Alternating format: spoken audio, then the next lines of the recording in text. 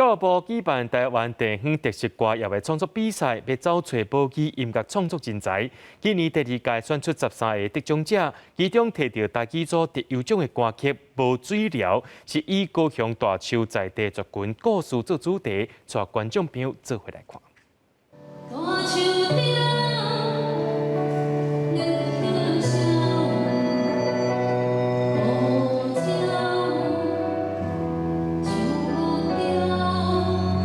这条台语歌《无水疗》主歌曲拢是演唱的这位陈定琪所写的。这届参加教育部举办的第二届台湾地方特色歌谣创作比赛，得到台语的教师组的特优奖。其实我的音乐内底有加入一寡算讲歌戏旋律的一个特色伫内底，有真侪刺字啊来表达。啊，音乐内底我用一寡传统的一个咱台湾传统的元素。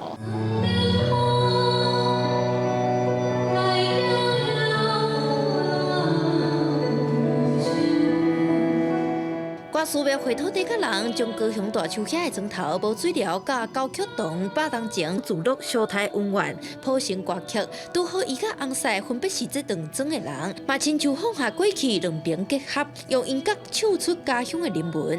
除了希望大家更能够领略这个台湾之美之外，也是把我们在地的音乐人才做一个发掘。教育部表示，自4当前就开始举办比赛，起头敢若定选歌词、教导甲全面性，以客记台语等邀集各地作品，总共有13位得奖者。嘛有评审表示，真侪过去的歌谣传唱到大，嘛应该要有新一代特色歌谣来接棒，互更加侪人听到，通更加爱咱的土地。记者陈亚木李小凯台北采访报道。